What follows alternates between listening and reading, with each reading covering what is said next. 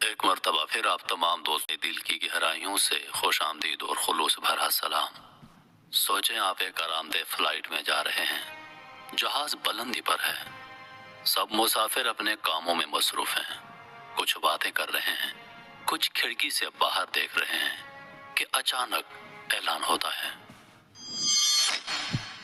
خواتین و حضرات، ہم ہنگامی صورتحال کا سامنا کر رہے ہیں، برائے مہربانی اپنے سیٹ بیلٹ باندھ لیں۔ جہاز میں خوف کی لہر توڑ جاتی ہے۔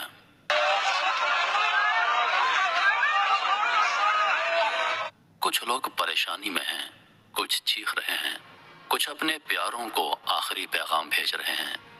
ہر کسی کا دل تیز دھڑک رہا ہوتا ہے اور سب یہی سوچ رہے ہوتے ہیں کہ اب کیا ہوگا۔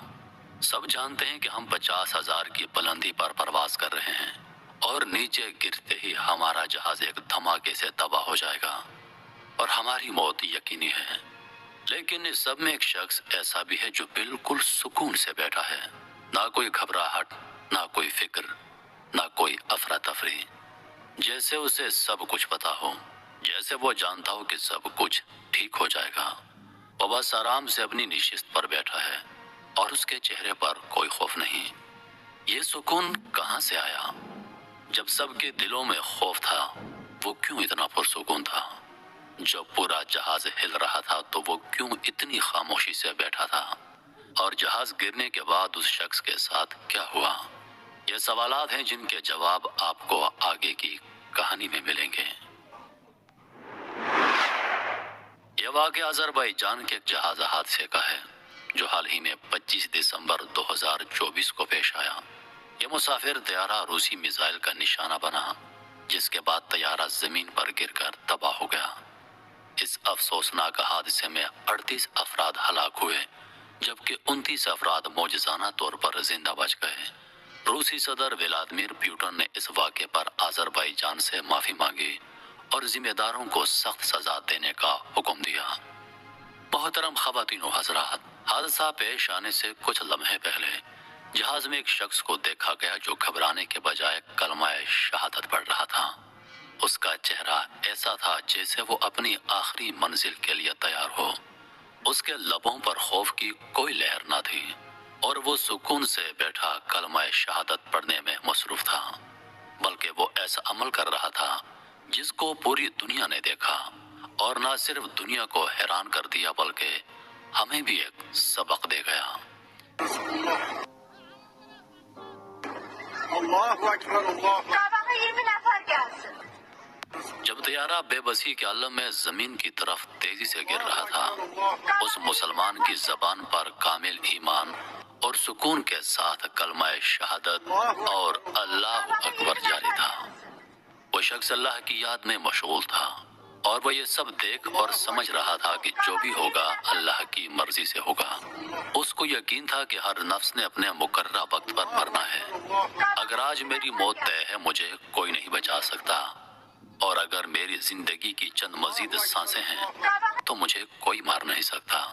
اس کا چہرہ ہر کسی کے لیے اطمینان کا نمونہ تھا، جیسے اس دنیا کے ہر خوف سے وہ آزاد ہو چکا ہو۔ پھر وہ لمحہ آیا جب جہاز زمین پر ٹکرا گیا۔ ہر طرف چیخ و پکار تھی، ملبے کے ڈھیر میں کئی زندگیاں ختم ہو چکی تھیں، مگر حیرت انگیز طور پر وہ شخص زندہ سلامت بچ چکا تھا اور اس کے چہرے پر آخری وقت میں بھی سکون تھا اور اس کے لبوں پر اللہ اکبر کی صدا تھی۔ اللہ اکبر، اللہ اکبر، اللہ اکبر۔ ایمان کا سکون اور اللہ کا ذکر، یہ ایک ایسے مسلمان کی ایمان کی طاقت اور اللہ پر بھروسے کی حقیقت تھی۔ اس واقعے نے نہ صرف دنیا کو حیران کر دیا بلکہ ہمیں بھی ایمان کا مطلب سمجھا دیا۔ تاریخ گواہ ہے، جب اللہ کی مدد شامل حال ہو تو کوئی بھی مصیبت انسان کو کچھ نقصان نہیں پہنچا سکتی۔ حضرت ابراہیم علیہ السلام کو جب آگ میں ڈالا گیا تو اللہ نے آگ کو حکم دیا، اے آگ ٹھنڈی ہو جا اور سلامتی بن جا ابراہیم پر۔ نتیجہ یہ ہوا کہ وہ آگ ان کے لیے سکون کا باعث بن گئی۔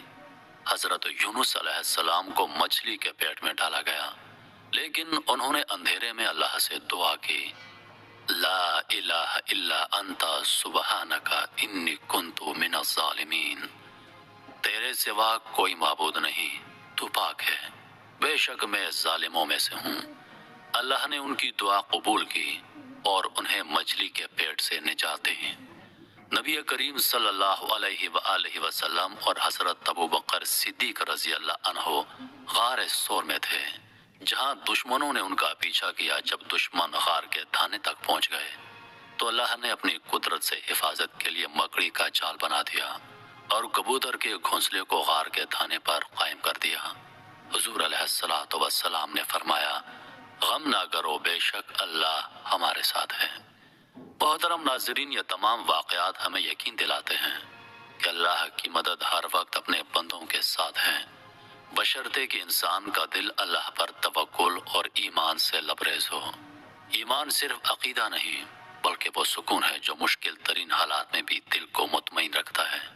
اگر اس شخص سے پوچھا جاتا کہ آپ خوف زدہ کیوں نہ تھے تو یقیناً اس کا جواب ہوتا کہ میں جانتا تھا کہ میرا رب میرے ساتھ ہے۔ اگر میں بچ جاتا تو یہ اس کی رحمت ہوتی، اور اگر میں نہ بچتا تو یہ بھی اس کی مرضی ہوتی۔ دونوں صورتوں میں جیت میری اپنی تھی۔ یہ واقعہ ہمیں سکھاتا ہے کہ حقیقی سکون اللہ کے ذکر میں ہے، جیسے قرآن میں فرمایا گیا، سن لو اللہ کے ذکر سے دلوں کو سکون ملتا ہے۔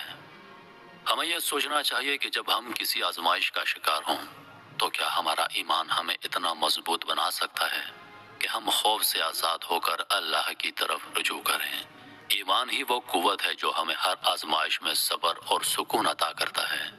یہی ایمان ہمیں بتاتا ہے کہ وَمَنْ يَتَوَكَّلْ عَلَى اللَّهِ فَهُوَ حَسْبُهُ، اور جو اللہ پر بھروسہ کرے اللہ اس کے لیے کافی ہے۔